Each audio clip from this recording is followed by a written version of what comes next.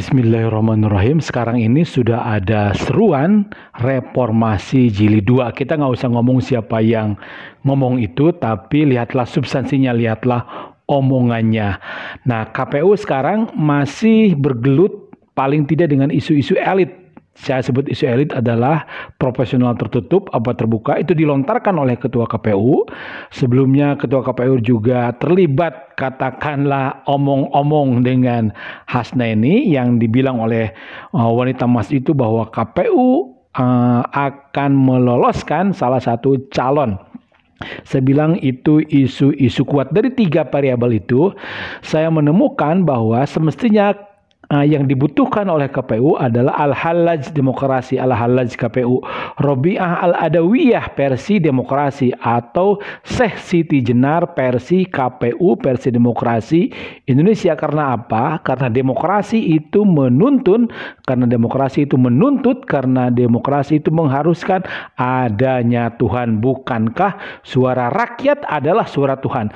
Jadi di bilik suara harus ada Tuhan, di KPU harus ada Tuhan, di calon-calon harus ada Tuhan, di capres harus ada Tuhan, di tim ses, baik itu tim ses DPRD, DPR Kabupaten, DPR RI, DPRD Provinsi, di partai-partai, baik itu di PDIP harus ada Tuhan, di Golkar harus ada Tuhan, di Gerindra harus ada Tuhan, di PKS harus ada Tuhan. Karena hanya dengan menghadirkan Tuhan di bilik suara dan di wajah-wajah demokrasi, maka itu yang akan menyelamatkan demokrasi kita.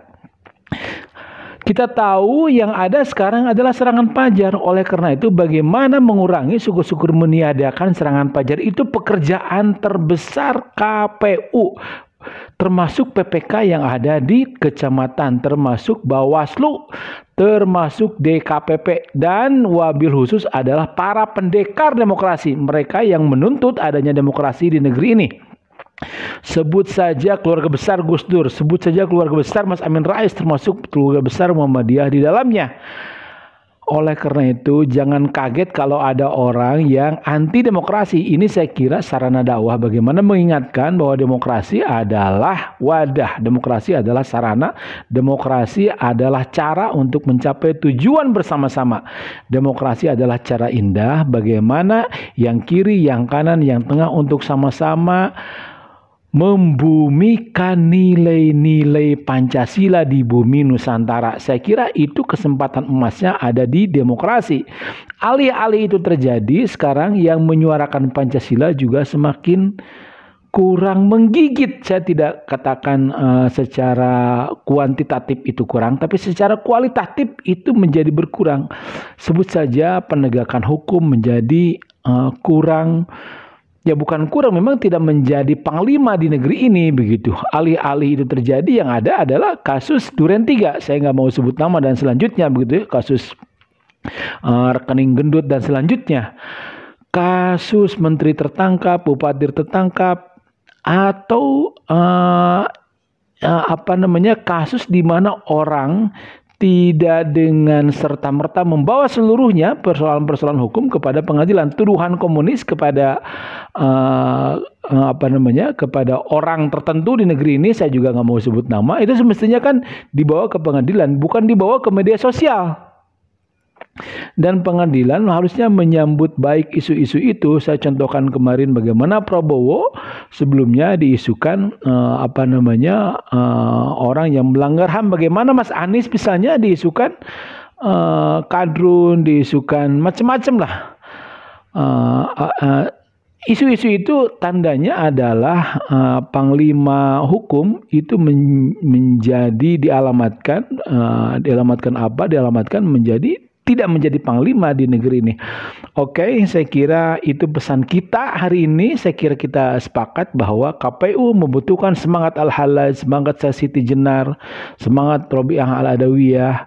Dan saya kira banyak rakyat, banyak para petinggi, apalagi malaikat, apalagi Allah, apalagi alam ini, insya Allah akan mendukung seluruh kegiatan baik teman-teman pelaku pelaksana demokrasi, baik itu KPU di tingkat pusat, tingkat provinsi, di tingkat kabupaten, di tingkat kecamatan, dan dan selanjutnya. Tidak ada kampanye itu sayangnya, baik oleh LSM, kurang paling tidak ya yang saya tahu.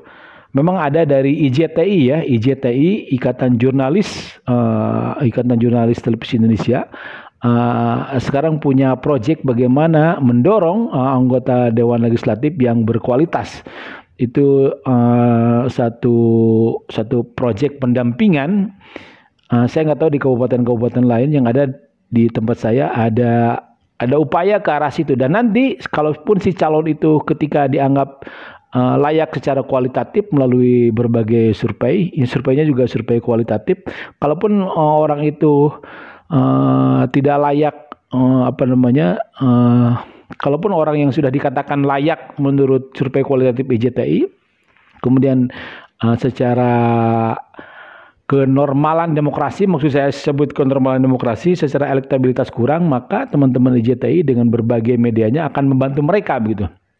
Nah, pekerjaan-pekerjaan seperti ini harusnya diperbanyak begitu, harusnya bahkan jadi milik desa, harusnya bahkan menjadi milik RT, milik RW, harusnya bahkan menjadi milik DKM, milik penggiat-penggiat pegiat demokrasi, pegiat masjid begitu, pegiat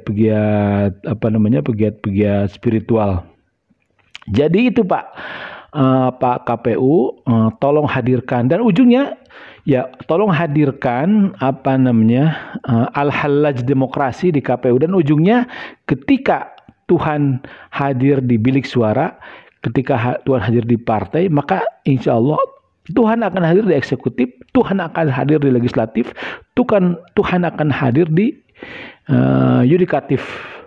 Itu tugas mulia, tugas besar, tugas agung dari teman-teman KPU. Bismillahirrahmanirrahim. Alhamdulillahirabbil alamin arrahmanir rahim maliki yaumiddin iyyaka na'budu wa iyyaka nasta'in ihdinas siratal mustaqim siratal ladzina an'amta 'alaihim ghairil maghdubi 'alaihim waladdallin. Hanya kepada Allah lah kami berlindung, hanya kepada Allah kami berharap, iyyaka na'budu, hanya kepada Allah lah kami beribadah, wa iyyaka nasta'in, hanya kepada Allah lah kami minta pertolongan, kami mohon petunjuk. Allahumma hdinas siratal mustaqim. Astagfirullah Rabbal baraya.